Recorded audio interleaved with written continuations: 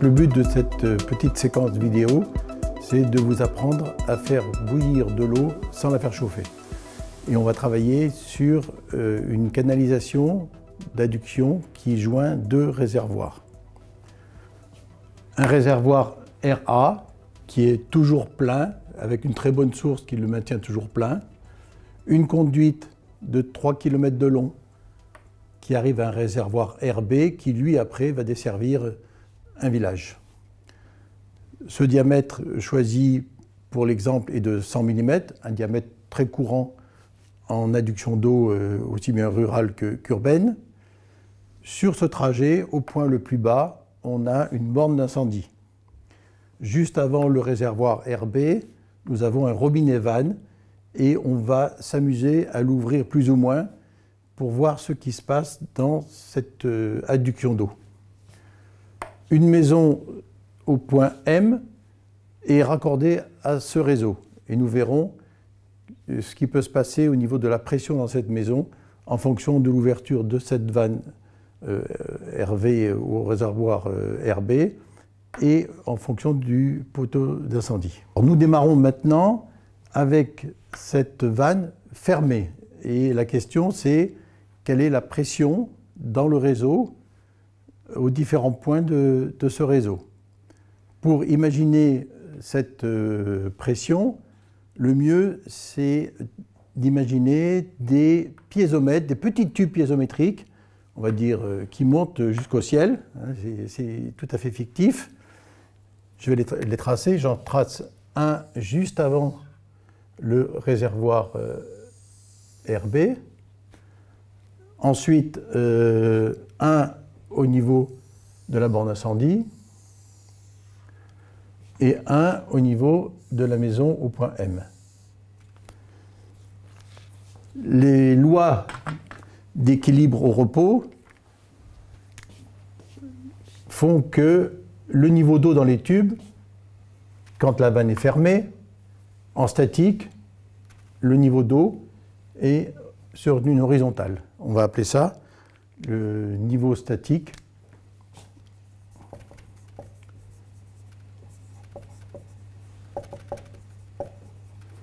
Et cette petite ligne en pointillé, on l'appelle la ligne piézométrique. Donc elle est horizontale quand il n'y a aucun écoulement dans le tuyau. Tout est fermé. La pression maximale, elle est au point bas. C'est là que j'ai le maximum de colonnes d'eau. Sur le croquis, je vais indiquer qu'ici, il y a 100 mètres de dénivelé et le réservoir RB est plus bas que le réservoir RA de 40 mètres.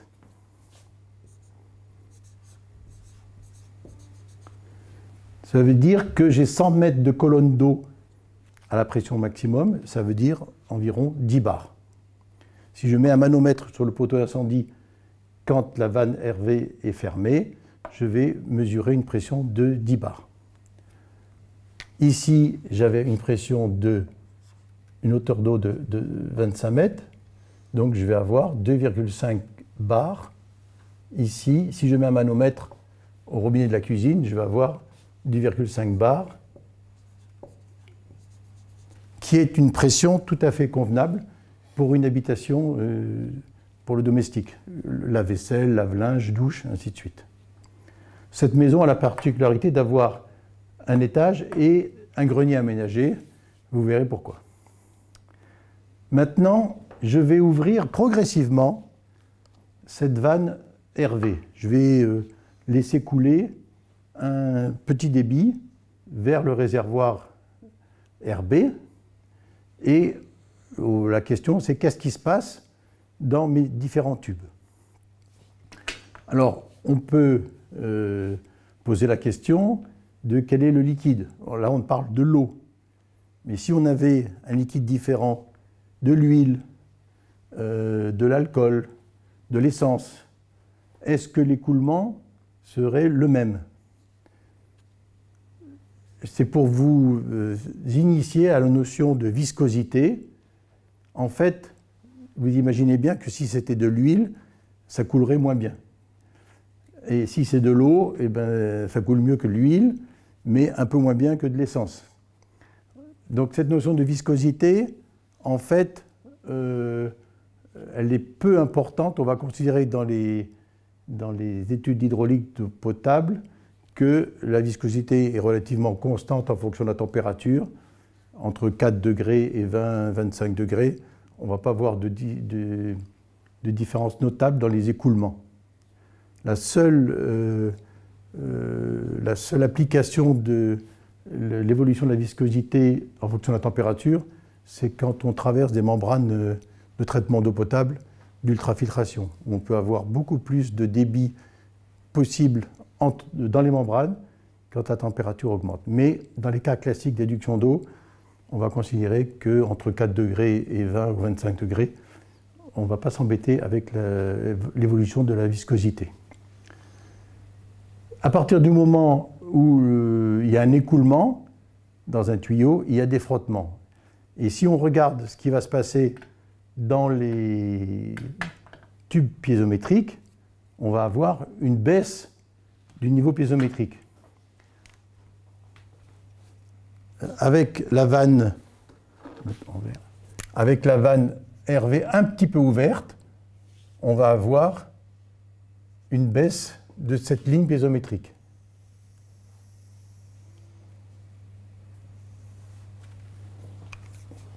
Ça veut dire que juste avant, on ne va pas retrouver les 4 barres que l'on avait quand la vanne était fermée. On en aura un peu moins. Ça veut dire qu'on a perdu de la pression, on l'appelle la perte de charge. Si j'ouvre un peu plus cette vanne, il y aura davantage de débit qui va couler et on va avoir une pression encore plus basse. On peut la figurer comme ça. Si j'ouvre encore plus cette vanne RV, il y aura davantage de débit qui va couler dans le tuyau et davantage de frottements. Les frottements, c'est la viscosité de l'eau et les frottements sur les parois du tuyau. Si les parois sont très rugueuses, on va avoir des baisses de pression importantes. Quand j'ouvre à fond, il n'y a plus de frottement ici à la vanne et toute la résistance à l'écoulement se passe dans les 3 km de tuyau. Et la ligne de pression, la nouvelle ligne piézométrique, maximum,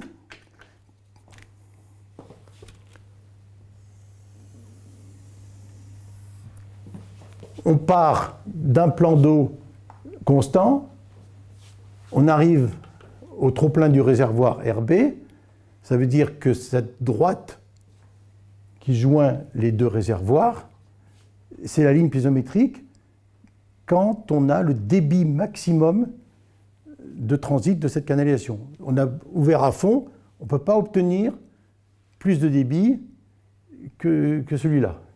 Et on va avoir donc une perte de charge de 40 mètres quand on va arriver au débit maximum. Avec des abacs et une petite machine à calculer ou de tête, on verra comment calculer le débit qui peut transiter dans cette conduite de 3 km de long et de diamètre 100 mm sans aucune formule. Quand le robinet vanne RV est ouvert à fond, on voit que cette ligne piézométrique coupe un peu le toit de la maison. Ça veut dire que si quelqu'un prend sa douche à l'étage, dans le grenier, et qu'il est dessous de la douche, il n'est pas certain que la pression dans le réseau soit suffisante pour alimenter la douche.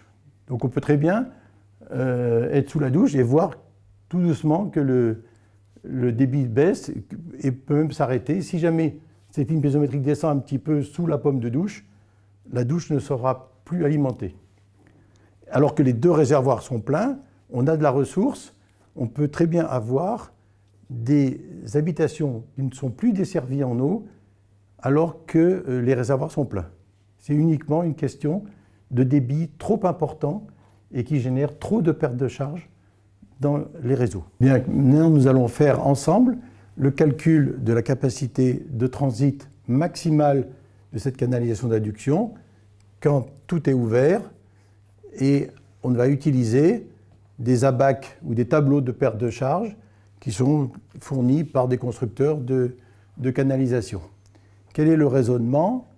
Avant, quand tout était fermé, la pression à l'entrée du réservoir RB correspondait aux 40 mètres d'auteur géométrique de différence de plan d'eau, donc 4 bars. Si j'avais mis un manomètre ici, vanne fermée, j'aurais eu 4 bars. Et quand tout est ouvert, en fait, à l'entrée du réservoir RB, je n'ai plus que la pression atmosphérique.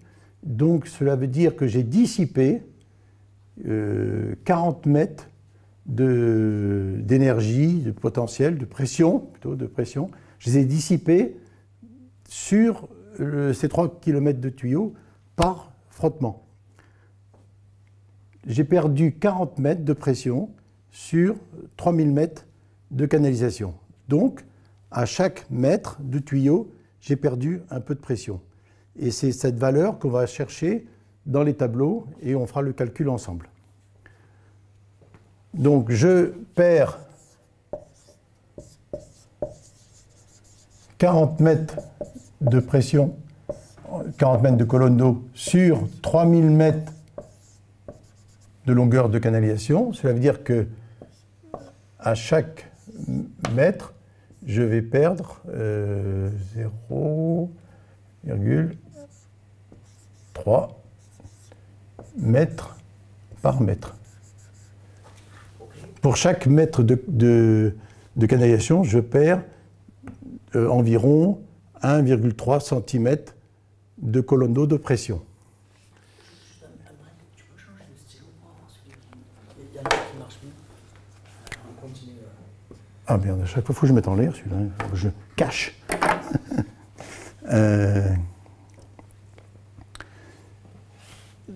C'est bon? Oui. Donc ça, c'est ma perte de charge unitaire.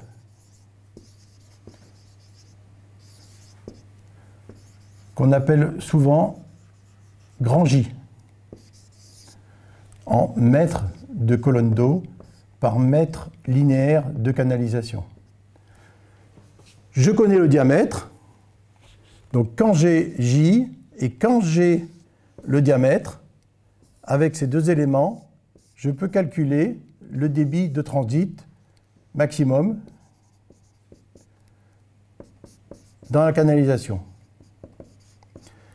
J'utilise les tableaux fournis par le constructeur de canalisation et je cherche dans la colonne diamètre intérieur 100 mm, je cherche la perte de charge unitaire de 0,013, j'interpole un peu et j'obtiens environ 8,3, 8,4 litres par seconde.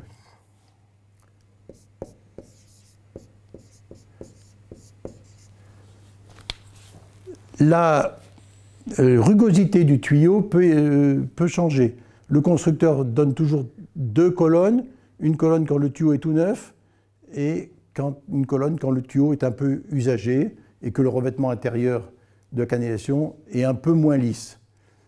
Les constructeurs de canalisation en plastique sont plus optimistes que les constructeurs de canalisation en fonte ou en acier et disent que le frottement est un peu plus faible dans les parois en plastique que dans les parois des tuyaux métalliques. Donc c'est une petite guerre commerciale, mais les grosses erreurs de calcul ou de dimensionnement des canalisations ne sont pas dans ce coefficient de rugosité. Il faut d'abord bien comprendre ce qui se passe et peut-être que quelqu'un dira pour une canalisation très lisse, c'est 9 litres seconde. Et par contre, quand votre canalisation est vraiment usagée, qu'il y a des dépôts intérieurs de tartre ou des phénomènes de corrosion métallique intérieure, on pourra peut-être descendre à 7,5 ou 8 litres par seconde. Mais l'ordre de grandeur, il est là. Donc nous avons calculé le débit maximum capable de cette conduite d'adduction. Et maintenant, nous allons ouvrir progressivement la borne incendie située au point le plus bas du réseau. Quand je vais ouvrir un peu cette borne incendie, ça veut dire qu'une partie du débit va sortir à cette borne incendie, que depuis le réservoir RA jusqu'à la borne incendie, je vais avoir un certain débit qui est supérieur au débit qui va aller au réservoir RB. Mais comme je vais augmenter le débit de transit, ma pression va encore un peu diminuer.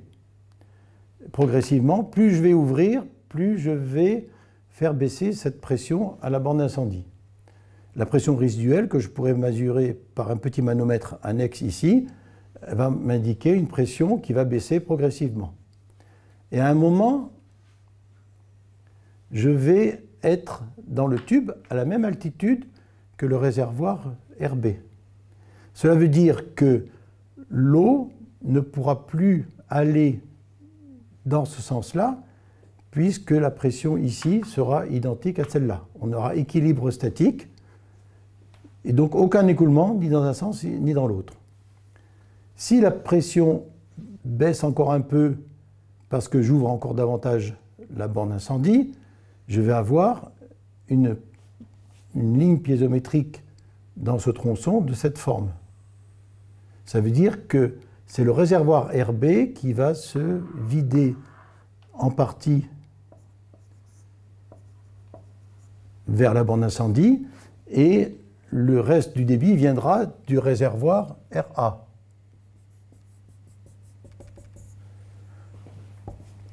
Et plus j'ouvre cette borne, plus je vais faire baisser la pression dans ce tuyau. Et à un moment, à la maison M, la pression sera tellement faible que peut-être qu'au rez-de-chaussée, sur le robinet de l'évier, là, l'eau ne montera plus. Ou alors, elle viendra tout juste, et dès que je vais ouvrir un peu plus, je vais je vais sentir de l'air qui rentre dans le tuyau. Je vais entendre un sifflement, et c'est la pression atmosphérique qui va rentrer dans le tuyau parce que j'ai fait baisser tellement cette pression qu'elle va être inférieure à la pression atmosphérique.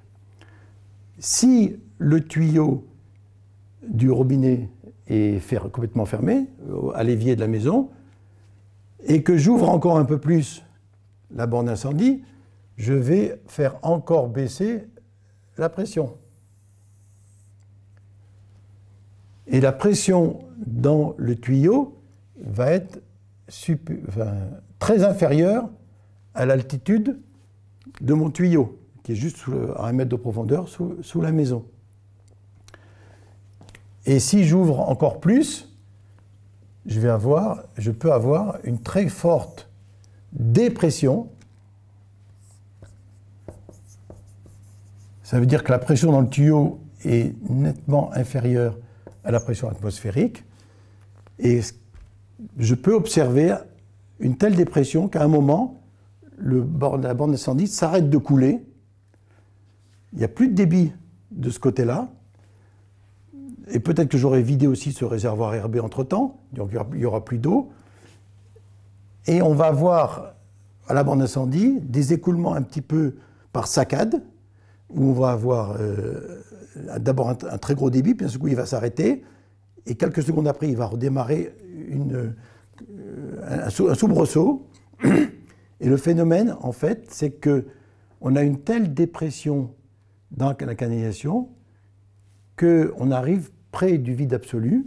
Si la ligne piézométrique passe 9 à 10 mètres sous l'altitude du terrain naturel ou du tuyau plutôt, à ce moment-là, je vais arriver au vide absolu. D'abord, je vais avoir un dégazage de l'eau, enfin de tous les gaz qui sont dans l'eau potable.